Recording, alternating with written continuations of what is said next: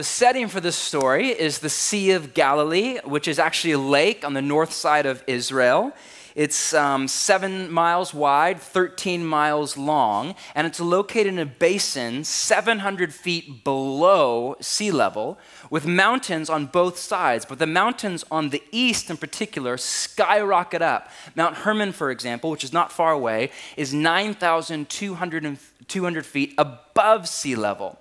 And the interchange between the warm lower air rising up from the Sea of Galilee and the cold upper air falling down from Mount Hermon does a number on the weather patterns. A ferocious, violent storm can come up out of nowhere and torment the lake. To this day, on the western side of the lake, there are warning signs in all of the parking lots because you can, true story, park your car on a bright, sunny Galilean day, walk into a restaurant for lunch, and come out an hour later to watch your car float off into the surf. It's dangerous, and it's really unexpected. And keep in mind that the Jews were not a seafaring people. They were 12 Bedouin tribes from the desert who found a home in Israel on the coast in the Mediterranean. But they were scared to death of the water and in particular of the sea. Here's why.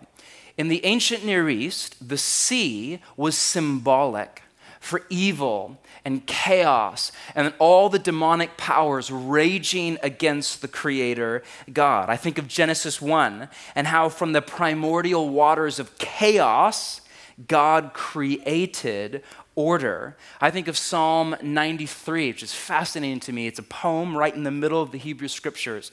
Yahweh reigns, he is robed in majesty. The Lord is robed in majesty and armed with strength. Indeed, the world is established, firm and secure. Your throne was established long ago. You are from all eternity. All right, it's the poet's way of saying Yahweh is king over all creation. But then listen, the seas have lifted up, Lord. The seas have lifted up their voice. The seas have lifted up their pounding waves. Mightier than the thunder of the great waters, mightier than the breakers of the sea, Yahweh on high is mighty. This is a poem with Yahweh set over against the waters of the sea.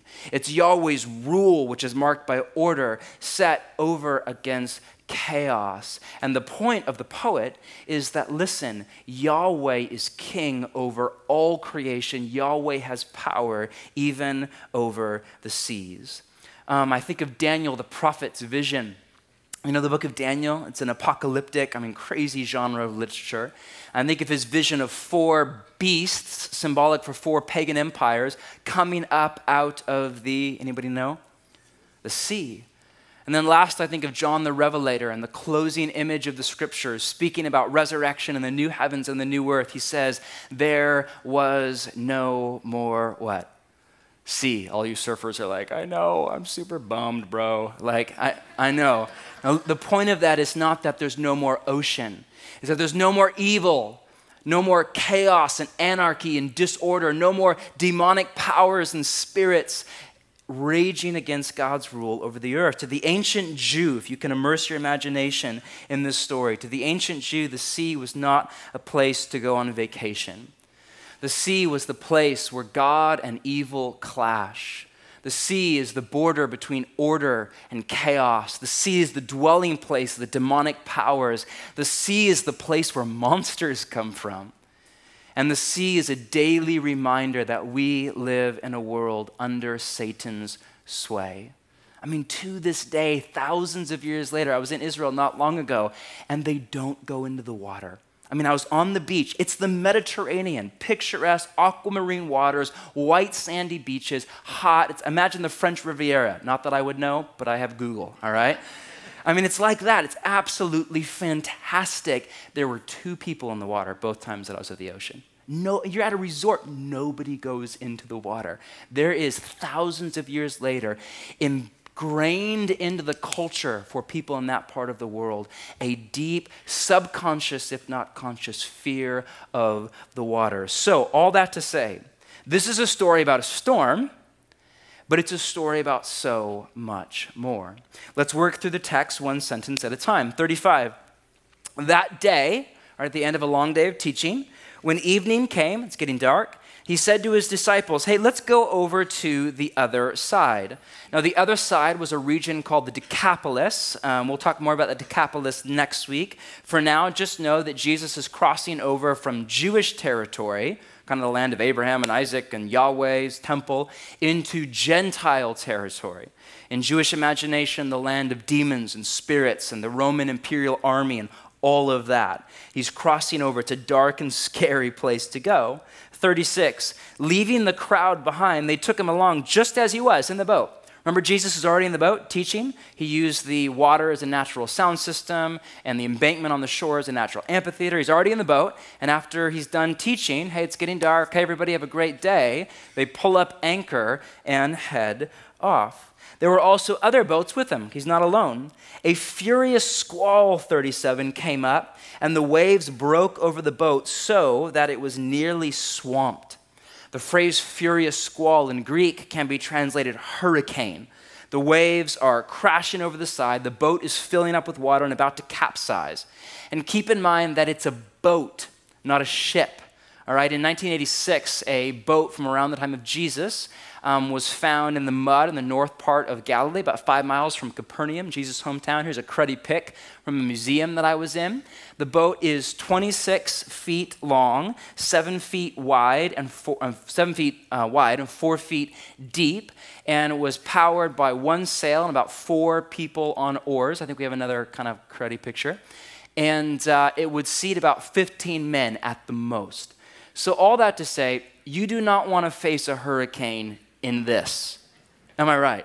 I mean, it's just not what you're up for, which is why, 38, Jesus was in the stern sleeping on a cushion. Because that's what you do, right? In the middle of a hurricane, you take a nap. I mean, you get a little bit of shut-eye. And there's, on the front part of the boat, there was a sandbag used for ballast. And Jesus is up there napping. He's asleep in the front of the boat. Now, this says so much. I mean, in part, it just says that Jesus was tired. After a long, hard day of teaching, I can only imagine. My fuel band says that I burn the exact same amount of calories in one teaching as I do on a 5-mile run, all right? True story. Which means by the end of Sunday, 4 or 5 teachings in, I'm catatonic. There's nothing left but grouchy pants. That's all right? And I can only imagine Jesus, after teaching all day long out in the hot Palestinian sun, no microphone on a moving platform. I can only imagine he's dead tired and he's asleep. But this is about way more than that, way more than about way more than the fact that Jesus was human and he was tired like you and I get tired. This was about Jesus' trust in God. This is a sign of the fact that Jesus was at peace, at rest. He was calm and relaxed. He was not stressed out and up in arms. No, this is about Jesus' trust in God to take care of him. Now, the disciples, on the other hand, are freaking out. The disciples woke up, the text says, and said to him, "Teacher, Rabbi, don't you care if we drown?" They are rude, as people often are in a crisis, right? When you're in I can only imagine, a hurricane, manners are not at the top of your list, right? Hey, don't you care if we drown? We're about to die. Where are you? You're asleep. What is wrong with you? Don't you care? And he got up, 39, rebuked the wind, and said to the waves, "Shut up." And that's one way to translate it. Shut up, be quiet, sit down, shut up, no more. Stop. Hurricane. And it's fascinating. Now here's what's intriguing to me. The language used right here is the exact same language used in Mark 1 for Jesus casting out a demon. Remember that story right in the beginning when Jesus in the synagogue, opening day, there's a demonized man, and the text says in Mark 1, Jesus rebuked the demon and said, "Quiet, come out of him." Then not long afterwards in Mark 4, Jesus says the exact same thing, not to a demonized man, but to the storm. He rebuked the storm and he said, "Quiet, be still." And in Greek, it's in the second person singular. If you're an English teacher, you know what that means. If you're like me, you have to look it up. It means, it's like Jesus is talking to a person, as if to say, the exact same kind of demonic power that was at the back of the man in the synagogue was at the back of the storm on the lake. Fascinating to me. Tangent, not really, it's from the text, but kind of. It seems like every time there's a natural disaster, a hurricane or a tsunami or an earthquake or a whatever, that some fool comes from a certain segment of the church, God bless him, comes on national television or his blog that 10 people read or radio or whatever and says, hey, listen, this was the will of God. And then they drop churchy language like God's sovereign, God's in control, a phrase that you know well I hate. It's nowhere to be found anywhere in the scriptures, and I would argue it's wrong, even though it's used by almost every single follower of Jesus I know. It's wrong. God's in control, to which people, not only people who aren't followers of Jesus, people like me think, really? God's in control of that? Innocent people died. You're telling me God's in control? Well, that begs the question, what kind of God is in control of that? Your God is in control? People died? What kind of God is in control of that? Now, in stark contrast to that kind of language that's popular, at least in America, Jesus, on the other hand, rebuked the storm and said, shut up, stop, and it was over. Jesus did not say, hey, guys, just trust in the Lord. God has a plan. When God opens a door, closes a door, he opens a window. Right? No, that's not what he said. Right? Hey, God has a plan, just trust him. You don't understand, I don't understand, just trust him. I know God has a plan here. Does Jesus say that? No, he's mad. He rebuked the storm, said, quiet, settle down, and stop right now. Yes, it is true that a natural disaster can be from the hand of God. Whether I like it or not, that's a reality. We see that in the Old Testament, specifically in the story of the Exodus. But it's also true, if not more so, and I would argue far more probable, that a natural disaster can be from a demonic power, like right here in the story. If I'm going to blame anybody, if I'm going to default to blame anybody, it's not God that I worship in Jesus, it's that. And it's also true that a natural disaster can be the result of just the plain and simple fact that we live in a post-Genesis 3 world. I mean, I grew up in California, right?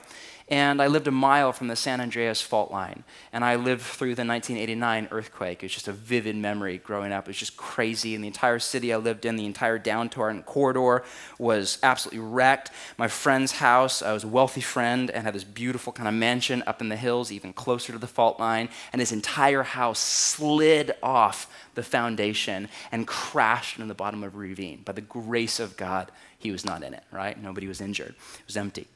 I remember that vivid. I remember going to his house, pulling into his driveway. There's no house there, peering over the edge, and the house is down at the bottom. It's just crazy. So maybe that was from the hand of God. Probably not, but maybe. Maybe that was from a demonic power. I would guess that far forward. Or maybe it was just because my buddy built a house a mile from the San Andreas fault line, and you shouldn't do that. Like, that's more than enough reason in my mind. All that to say, Jesus does not default to, hey, trust God, I know there's a reason you don't. He defaults to, shut up, stop, knock it off, calm down. He rebuked the storm. And watch what happens. Then the wind died down, and it was completely calm. Right? In the NIV, it says there was a furious squall, and then it was completely calm. But in Greek, there's actually a play on words using the Greek word mega, which means, can you imagine what that means? Like, yeah, great, right? Think of like Megatron or whatever, right? Mega something, right? Mega means great. And so in Greek, it says there was a mega storm, and then there was a mega calm. Oh, that's incredible. The water is glass. And then 40, he turned around and said to his disciples, why are you so afraid? That word, Jesus right here, the question becomes the questioner, right? He's like, okay, now it's my turn. And why are you so afraid is the first question. That word afraid is a pejorative in Greek. It doesn't mean scared. It means cowardly. It means you are the kind of person who is scared all the time. Why are you so afraid? Why are you so cowardly in your character and the way you are wired? Do you still have no faith after all we have been through? I mean, you've been with me for months now. Miracle after miracle, healing after healing, exorcism after exorcism, teaching after teaching. I just finished an hour ago a teaching about how the kingdom of God is an unstoppable force, how God's Spirit is relentless in the world, and nothing can hold back the inbreaking of God's rule over the world through my life. I just finished that an hour ago. What were you doing? Sleeping? Right? What were you doing? Do you still, after all we have been through, do you still have no faith? The questioned becomes the questioner. And then they, 41, were terrified. Now that is an even more graphic and vivid word than they were scared. They were terrified. First they are scared of the hurricane, and then they are terrified of the rabbi with power over the hurricane. And the closing question, it's provocative in Mark's story, and this is what Mark wants you to walk away with, is this: who is this? Even the wind and waves obey him. That can be translated, even the wind and the waves are at his beck and call. Now, Mark is a brilliant writer, and as with any good author, there are layers of meaning to the story, one after another. Here's 2 or 3 if you're taking notes. First off, let's start with the obvious kind of axiomatic one. The first layer is that Jesus is more than a rabbi. He is the embodiment of the Creator God.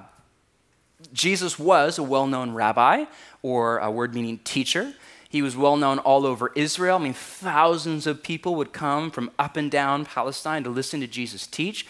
So much so, there by Mark 4, and we're not even that far into the story, there's no more room in the synagogue, much less the house. There's no more room in town. He has to go out to the desert, up to a mountain, out to an amphitheater on the side of a lake, out to a boat because there's no room on the beach. I mean, people from all over hanging on Jesus every word. Now remember that the opening line in Mark's gospel is, quote, the beginning of the good news about Jesus the Messiah, the what? Anybody know? Flip over. It's like 2 pages away. The Messiah, the what? Son of God. Thank you. Somebody was paying attention a few months ago. The Messiah, the Son of God. Now, this is interesting. In scholarship, it's called the Messianic secret motif. It's a literary device used all through Mark, and it's genius stuff. Because you, the reader, you know right from the get-go, from the opening line, you know Jesus' identity. You know, who is this? You know, Jesus is the Messiah, the Son of God. But the disciples are clueless. Peter, James, John, the guys that later are the authors of the New Testament, right now at this point in the story are clueless, have no idea. They think Jesus is just a rabbi, for sure with God's power living in some strange, enigmatic way in and through Jesus, absolutely. But they just think of Jesus as Jesus of Nazareth, the rabbi with a strange power from God. They don't quite yet get the gravity of Jesus' identity. And so they ask, teacher, rabbi, don't you care for drowning? And then after the storm, it's, oh my gosh, who is this? And here's why. In the Hebrew scriptures, only God, only Yahweh, the Creator, has power over the seas. For example, here's one of many. Psalm 107. Some went out to the sea in ships. There were merchants on the mighty waters. They saw the works of Yahweh, his wonderful deeds in the deep. For he spoke and stirred up a tempest or a storm that lifted high the waves. They mounted up to the heavens, the sailors, and went down to the depths. In their peril, their courage melted away. For some reason, I'm thinking of George Clooney right now in The Perfect Storm. They reeled and staggered like drunkards. They were at their wits' end. Then they cried out to Yahweh in their trouble, and he brought them out of their distress. He stilled the storm to a whisper. The waves of the sea were hushed. Wow, there's nothing like poetry. Is that about a storm, or is that about life? I'm not quite sure. Or I think of Isaiah, the prophet. Awake, awake, arm of the Lord, clothe yourself with strength. Awake as in days gone by, as in generations of old. Was it not you who cut Rahab to pieces and pierced the monster through? Rahab was an ancient name for a demonic being. And where is the demonic being? Next line. Was it not you who dried up the sea, the waters of the great deep, who made a road in the depths of the sea, think of the Exodus, so that the redeemed might cross over. That's two examples out of dozens. Point being, God, Yahweh, is the one and only being in the cosmos with power over the waters of the sea, with power over creation itself. But in Mark's story, Jesus has power over the sea. Wow. Meaning the power that made the world in the beginning, that brought the earth out of the primordial oceans of chaos, that power, should I say that person, is living in Jesus. Over and over again in Mark, Jesus does what only God can do. People say Jesus never claimed to be God. First off, that's not true. Read the Gospels. Secondly, even if it was, even if we did not have one teaching from Jesus, one sentence out of Jesus' mouth, if all we had were the stories in Matthew, Mark, Luke, and John, and in extra biblical historical records about Jesus, if all we had were the stories, they are stories about Jesus doing God stuff. Jesus doing stuff that only God can do. I'm sick and tired, with all due respect to my city that I love, of the Jesus was a nice teacher and nothing more mindset. It's just not true. Have you never read Matthew, Mark, Luke, and John? Have you never read Jesus' teachings? Have you never read the stories about Jesus? They are stories about God at work in and through a rabbi from Nazareth. If Jesus was just a nice teacher, then Jimi Hendrix was just a nice kid with a guitar. The Jesus that we are following is way more. He is the embodiment of the Creator God. And that is why, just to remind you, that is why we're in Mark week after week after week. You all know this story, but that's why we're here in the Gospels on a regular basis, because in Jesus, we see what God is like. Keep in mind that when you read a story about Jesus, you are reading a story about who? God, or more specifically, about what God is like. When you read a story about how Jesus treats tax collectors and prostitutes, you learn, okay, that's how God feels towards sinners. And it's very different from how the American church feels towards sinners. When you read a story about how Jesus treats the sick, men and women with Hansen's disease, or blind, or lame, or cripple, you learn, okay, that's how Jesus feels toward the handicapped. That's how Jesus feels toward children with Down syndrome. That's how Jesus feels toward the Dalit in India. That's how Jesus feels toward the people that our society, our evolved society, thousands of years later says, no, you're not fit to live. That's how God feels towards the people that are cut off. When you read a story about how Jesus gets frustrated with the disciples because they still don't believe, with all due respect, that's how Jesus feels towards me and you too. When after all we have been through with God, we still freak out. And we still don't have faith. Because this is a story about Jesus, but more, this is a story about what God is like. It's not so much that Jesus is God, he is, but it's more like God is Jesus. Meaning God is like Jesus. God always has been like Jesus. There was never a time when God was not like Jesus, and God always will be like Jesus, because at the center of all reality in the universe is Jesus of Nazareth, the ultimate self-expression of the Creator God. That, my friends, is why we have to stay rooted in the Gospels, Matthew, Mark, Luke, and John, the 4 first-century biographies of Jesus, because it's on these pages that we see Jesus, and in Jesus that we see God. That's why we're calling you 7 days a week, 365 days a year, no matter how busy you are, no matter what time you have to be at work, we're calling you every day to read from the Gospels. A story, a paragraph, an entire gospel in one sitting, whatever your style is, calling you to read every single day and pray 2 things. Jesus, show me who you are, and Jesus, show me what you are like. Because in Jesus, on these pages, we see God. This rabbi is more than a rabbi. Now, secondly, that's the obvious one, all right, on the surface. Secondly, underneath that is another well-known layer to the story, and it's this, if you're taking notes, that Jesus is with you when your boat is about to go under and you are freaking out. Would you agree? That's the point of the story. Remember that Mark was written a few decades after Jesus, as far as we know, to followers of Jesus in the city of Rome, facing persecution, prison, torture, and death, all at the hands of a crazy, demonized, sadistic Hitler-type figure named Caesar Nero. And the disciples in Mark's day, no doubt, are freaking out. And Mark is drawing a parallel. He wants the followers of Jesus in Rome, decades later, to see the parallel between the disciples on the Sea of Galilee and their life decades later in Rome. Mark is saying that, listen, Jesus, contrary to what you might feel, and feelings are deceptive, am I right?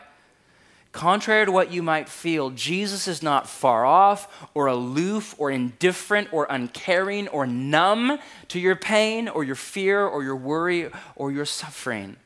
But Jesus is a few feet away, asleep on a cushion. Jesus, meaning, is with you from beginning to end. And this story is Mark's invitation to his readers, ancient and modern. Listen, when you're in a storm, go ahead, wake Jesus up. Pray to Jesus, freak out, that's okay. Vent all of your fear and doubt and anger and hyperventilate, that's fine. Just don't be surprised when Jesus says, quiet, be still, and then he turns around and says, do you still have no faith? Just don't be surprised. That's what God is like. After all, this is a story about the contrast between fear and faith.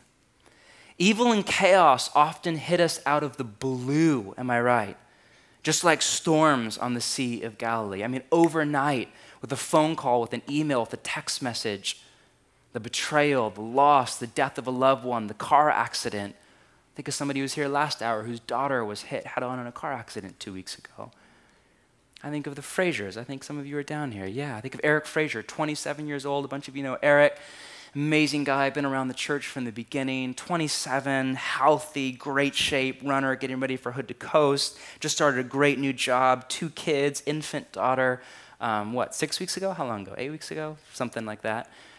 Seizure late at night, rushed to the hospital and found a massive tumor on his brain. Surgery a few days later.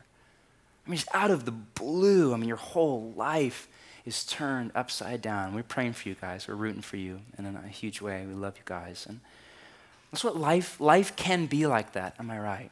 Not always, not all of you will live through something like that, but life can be like that when evil and chaos hit us out of the blue.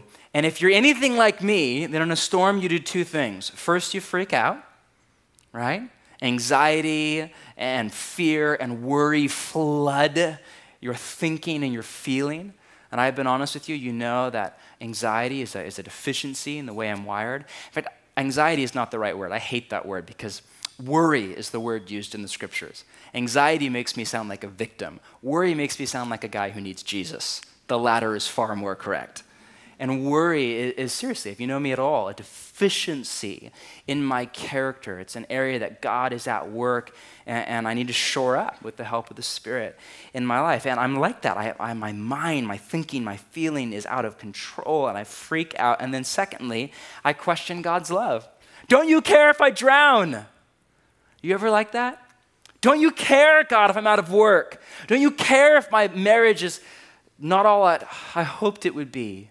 If not falling apart at the seams? Don't you care about my health? Don't you care about the ruling in court? Don't you care, God, where are you? Why are you asleep? It's like you don't care. It's like you're not paying attention. You ever feel like that? We freak out. We question God's heart. This story is an invitation to trust. Just like Jesus, asleep, right in the front of the boat, right in the middle of the storm. He's asleep. Trust in God, peace, rest, shalom. And this story is an invitation for you and I to do the same. And keep in mind that our trust or our faith is not so much in a God who will deliver us from storms, right? His disciples right here, he leads his disciples right into one. God does that, you know. But our faith rather is in a God who's with us in storms and has power over everything in the created order. That's what our faith is in. You see, in a storm, in life in general, we question God, right? Don't you care if I'm drowning? Don't you care if I'm unemployed? Don't you care if you fill in the blank? But at the same time, God questions us. Do you still not believe? After all we've been through, do you still have no faith? And Mark's invitation is to turn from questioning God to answering God's question. And to have faith in God, to remember that. If you're in a storm right now, gosh, we are with you as your family. I'm not. I'm doing well. I just finished vacation.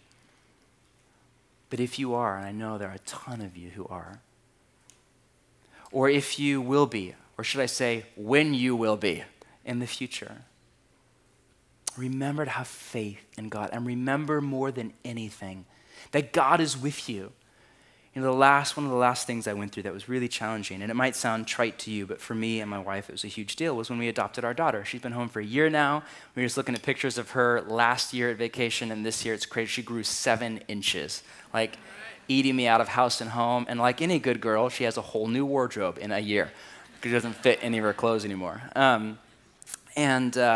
That experience of being in Uganda was crazy. It was one of the worst experiences in my life, just emotionally, what it was for my wife and I. And, you're there, my wife was there for 6 weeks, and you're falling in love with this little girl who's scared to death of you. That's a whole other story. And you're bonding with her, but technically she's not your daughter. She's a cute Ugandan that you hang out with. She's not technically your daughter until all the legal work is done on the last day before you head out of the country. And about halfway through, things started to kind of unravel. The court system is volatile, as you can imagine, and it started to look like we were not going to be able to adopt her and fly home on a plane empty-handed and brokenhearted. And it was, I can't put into words, it was like emotional torture. And I remember reading the scriptures every day, reading the Gospels as I do, and I remember reading this story while I was in Uganda. And I remember just that sense of God saying, I'm with you. Not God saying, hey, it's all going to work out. God didn't say that, the punk. I mean, it did. Sorry, I just called God. That's not right. 4 weeks off and I'm a pagan already. My goodness. But God did not say, hey, it's all going to work out, John Mark. And in the end, by God's grace, it did. All God said to me in the moment was, I'm with you. I'm with you. And sometimes that's all you need to hear, right? It's the one thing you can put your foot on, the fact that God is with you. So remember that, whether you're in a storm now or whether that's a month away, a year away, a decade away, remember that God is with you. Now, last, there's one more layer of meaning underneath all of that you may or may not know about. And it's this, that Jesus is a greater than Jonah. Now, stay with me for a minute. With good authors and good books, there are often allusions to other authors and other books. For example, on vacation, I read fluff, okay? And I read don't judge me. If you do, I don't care. I read a novel by Tim Powers called The Claire, and it's a great genre. It was kind of like World War II, Cold War, Soviet era, like spy thriller, mixed with like a supernatural kind of really scary genre. It's just great fun to read. And the whole book was set over against the backdrop of the Bible in particular, but Job specifically. And there are all these allusions all the way through the novel to the book of Job. Now, none of them are overt. I mean, there's a few, like the titles from a verse in Job at the beginning, but none of them are overt. You have to know the Bible and you have to know Job to get it. But because I know the Bible, kind of, and I know Job, then as I was reading, it was so much fun because you read a line, you're like, oh my God, that's a quote. I know that line. I know that. Oh my gosh, this is an allusion to that. Oh, he's saying this. Oh, that is so good, right? But you have to be an insider to get it.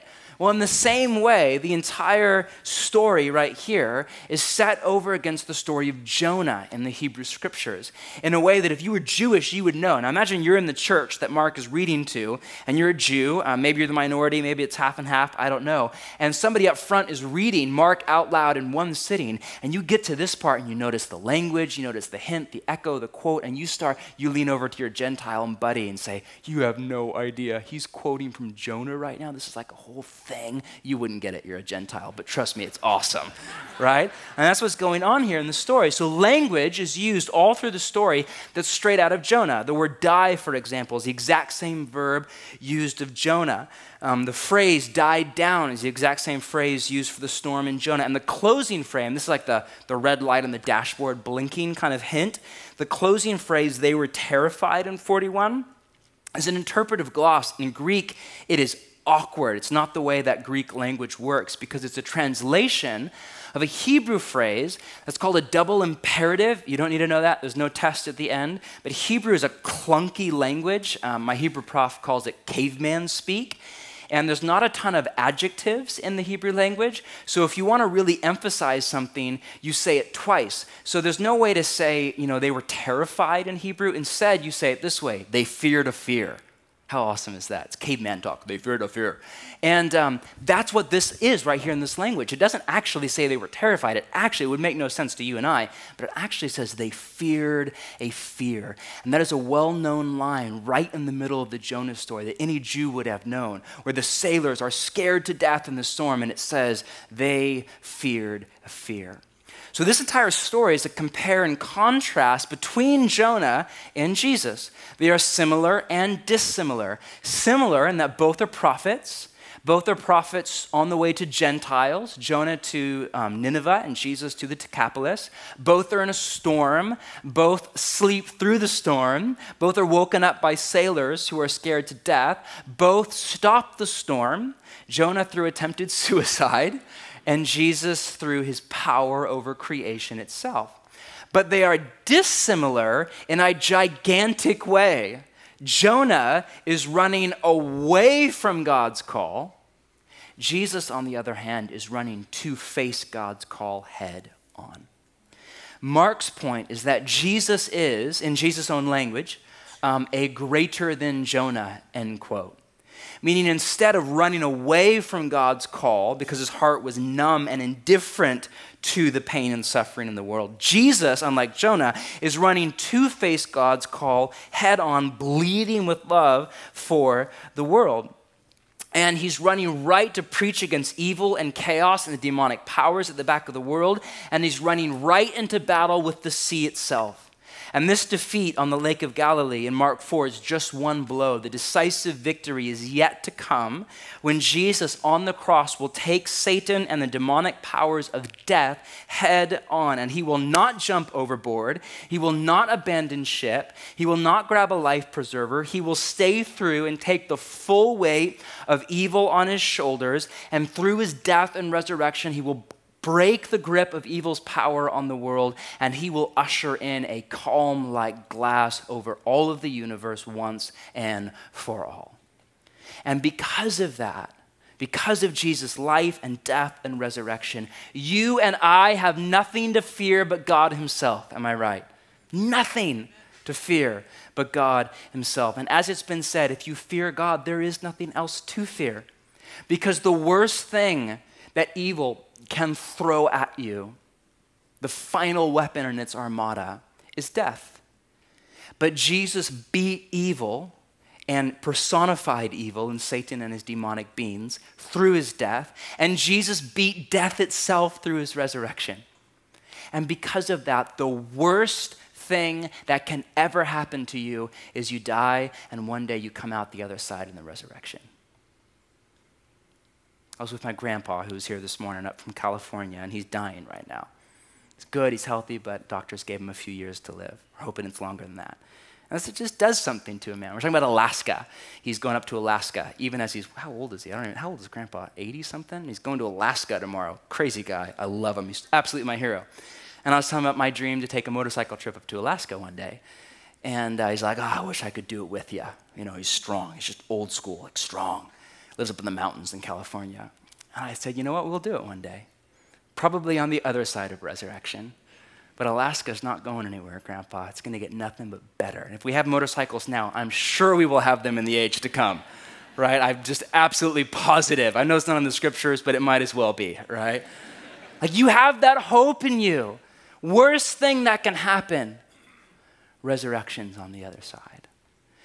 So if you're in a storm, and it's easy to sound trite right now, I'm not doing well. But on a serious note, if you're in a storm right now, if your boat is filling up with water, if your faith is put to the test right now, or if not, but you know that you will be in a month or a year or a decade or whenever, you have no idea. Just remember, whatever happens, don't forget that God is with you. Believe that. No matter how many storms you go through, it's deja vu, right? It's like a different storm, but the same God.